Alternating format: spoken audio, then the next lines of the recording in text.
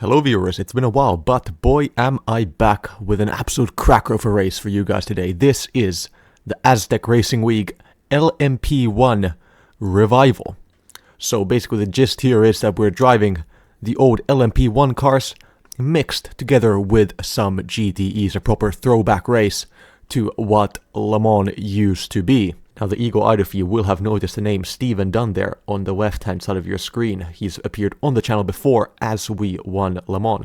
And the reason he's here is because this is in fact a solo event, a 1.5 hour race at Le Mans. And since a lot of people from SM Corsa wanted to actually do the event, we had no choice but to send in 5 entries for this one.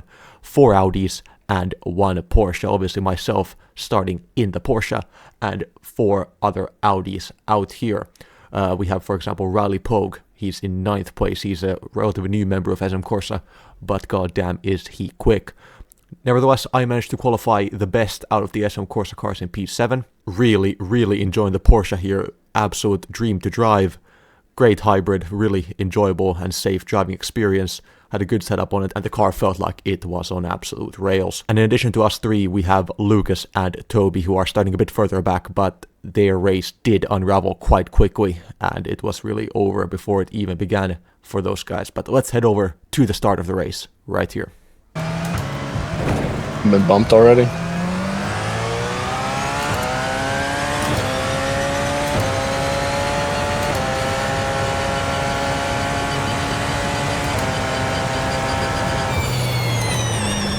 Oh, I'm off. Now this is a very suboptimal situation to find yourself in the first corner. As we all know, the first corner at Le Mans turns right. However, I have decided to turn left instead of turning right, which is really not the move to make in this scenario, and I think my face says it all really. I'm absolutely barreling towards the first corner on the gravel, have no control of the car. That's not great, but we do thankfully get it saved and back going in the right direction after a proper heart attack there at the beginning. But it's all good now, and we can continue the race with only a minor setback. Despite releasing a hazardous amount of excrement there in the first corner, we only managed to lose 2 places to 2 Audis here, and one of them being Riley and the other one being Catalin Mew, who we end up having quite a decent battle with towards the end of the race here. But heading down the Mulsanne straight here for the first time, we end up keeping up with the pack of Audis very nicely here. And out of Mulsanne corner we can really see the benefits of this Porsche. The Audi deploys the hybrid more aggressively, but the Porsche deploys it for a longer time. And we already get a bit of a boost from that gaining here, and I give the boost button a bit of a tap here to get me past both Mew and Riley, heading into Indianapolis corner. Easy as you like around the outside. They're too wide behind me as Mew sends a very optimistic dive bomb there. I had to just kind of cut him off there in order to not condone that kind of behavior in the future. I go a bit wide there out of Indianapolis corner, let Riley by as we are teammates. I want to get as good of a result for the team as possible. Side by side with Mew, I use a bit more ERS than he does and remain ahead heading to the end of the first lap. Riley split a bit of a gap. That forward chicane was really detrimental to me. I just couldn't get the line down there. I was always losing time there as Mew takes it around my inside using a bit of that boost button out of the final corner, and he gets that move done, forcing us to settle for 9th place at the minute. As you can see, Steve going wide there in the background. Now towards the end of the Mulsanne straight into the Mulsanne corner, we've been slipstreaming him for the whole straight. We can make a darting move down to the inside, and we should have that move covered heading into the Mulsanne corner. Get over to the left hand side, cover him off so that he does not get to make that move back, and we remain ahead. On the following lap here, we get our first bit of GTE traffic that BMW had been involved in an incident beforehand. Mew goes for the move around the inside using that boost button again. I have the outside, so I should have this covered. He gets in front of me, but as it's early doors in the race, neither of us fight it too hard, and we remain line of stern. Now the main goal here for the first few laps was just to keep up with Riley, and keep up we do, in fact do. Around the outside here on the back straight using a bit of the boost button. Almost out of ERS in general. Really want to avoid going side by side into Indianapolis, so I give the button another tap just to get ahead here and into P7. Doing our best not to hold up each other at any point of the race, as the goal is always to get the best result for the team. into the first corner. I make an absolute hash of it. I go in very deep. Bad line through there. Just tell Riley to go past me because I don't want to hold him up. That's detrimental to both of our racers there. And now I find myself stuck in between an Audi sandwich heading into Terre de Rouge corner through the Est de la Forêt. Onto the Mulsanne straight, then we go. Canavan Mew gets very close to the back end of me there. Awfully aggressive for it being the third lap of the race, but Mew, he just puts the rocket booster on, pushes the boost button ahead of me. Riley, he's low on ERS right now. I try to follow Mew through, but he cuts in ahead of Riley, which just removes my possibility of getting the slipstream here. He darts back to the left-hand side, covering the move as we are side by side with Riley heading into the first chicane. I back out of that because there's just no way that we get through that without losing each other a huge amount of time. I get a slowdown penalty, but much rather have that than collide with my teammate. Penalty served, Riley gets a bad exit. I use a bit of boost, which I gained for serving that penalty. Through we go on Riley. I tried to go ahead of him, tried to go back in front of him, cut across to the right, but he uses a bit of his boost as we go side by side into the Mulsanne corner. He's slightly ahead, but that means I could be later on the brakes. Looking for a bit of a switch back there, but he covers it off nicely as we settle for P9 again. But I have a bit of extra boost left over, and through I go. I think the deploy lasts longer. Having used that boost now, trying to get as close as possible to Canavan Mew. I realize maybe not going to happen into Indianapolis. We're just going to save it up here for the end of the lap and hopefully use it when I'm a bit closer to him to assist me in overtaking. Now the following lap, I once again make an absolute hash of the first chicane here. Getting on the brakes a bit too late, rotating the car while on the brakes too much weight on the front, and around goes the rear. Luckily didn't lose too much there, just another position to Riley, but we're all very evenly paced here, and the hybrid system really helps you keep up here. As you can see, I go absolutely flying by Riley there, popping back into the slipstream of Canavan Mew. Can we get him? We give the boost button another tap here into the second chicane.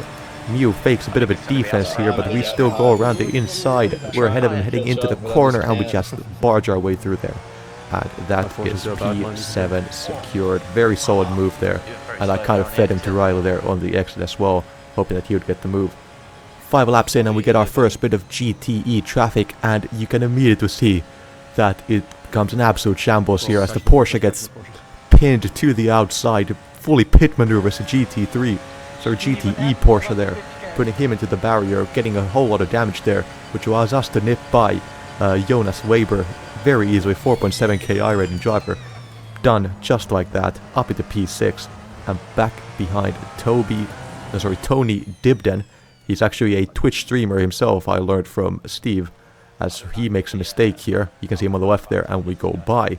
But yeah, he's a Twitch streamer. He was streaming this live. Apparently had very good race standards, so I was very much looking forward to racing him throughout the race. But that's 2 free places gained in the matter of a lap, which is an unbelievable performance considering the level of this lobby. As we go on the right-hand side of Quentin Verdonk in the Audi, just want to get that track position done now and hopefully defend it for the rest of the race. That is P4 for us. That's absolutely mental. As Verdonk now comes back at us on the inside, just kind of let him go there. It's very difficult to defend into the Ford SE. He's going to get held up by the Beamer ahead of us. We absolutely crowded the curbs, not an ideal line through there whatsoever, and we have to settle for 5th place for the time being.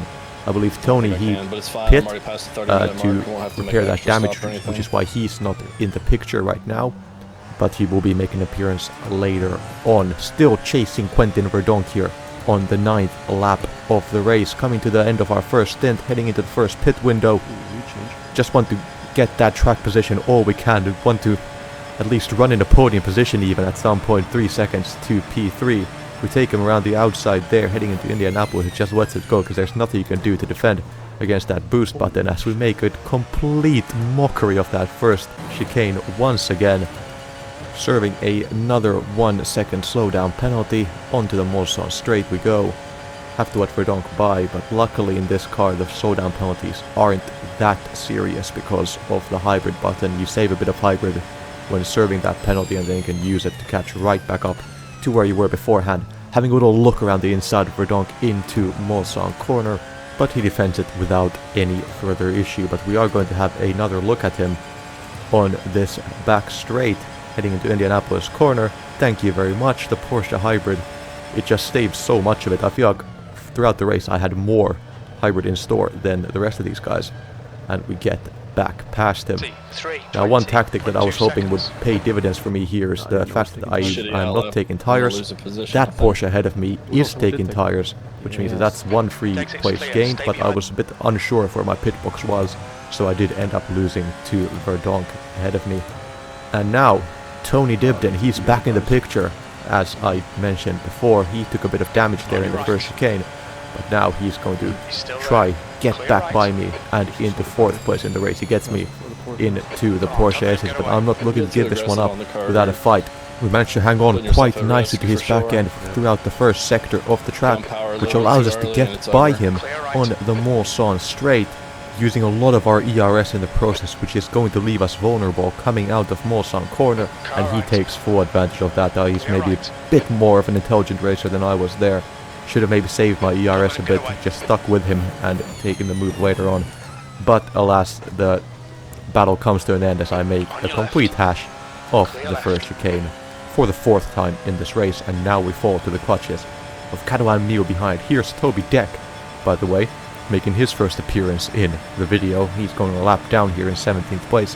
Things did not go to plan for him, but he's helping me out. What an absolute legend there, giving me some slipstream down the Mulsanne straight, trying to help me defend from Catalan Mio as there's a Ferrari stricken in the first chicane. Now, despite Toby's help, I completely undo all of that by locking up into Arnage, just about get it stopped there. Another lap car goes by, but this means that Catalan Mio is right behind me, heading on to the final 18 minutes of the race. This whole second stint, I was just not quite on the pace of the leaders, causing me to steadily drop off, and that one mistake was really the nail in the coffin, which put Catalan Mio right behind me, and now we have a proper showdown right till the very end of the race. This should be absolutely epic. Less than a second between us on the final lap. Mio steadily catching up throughout the stint, but never just getting close enough. He's right behind me there in the mirror, half a second separating us, heading into the 4 Des's. All I need to do is make it through here cleanly, nail the first 2 apexes, nail the second 2 apexes. Mio gets very, very close. He uses all the ERS coming out the final corner, but so do I. And across the line we go to finish 5th. And all things considered, with the level of quality out on show here today, you see you have an 8.1k I rating person, 4.9k I rating driver. This was a simply incredible result. I was lucky enough to be a fan of motor racing by the time this LMP1 era was in full flow, and driving this car today has to do a very sketchy burnout there, but driving this car today has been an incredible experience. These are very extremely fun to drive, and I wish there were more series for them in the current day. But that being said, huge thank you to ATRL, Azz Tech Racing Week, for hosting this event. And if you made it this far, I want to thank you all so much for watching this. If you want more content like this, consider subscribing to the channel and definitely like the video. And I'll see you all next time. Thank you so much for watching. Goodbye.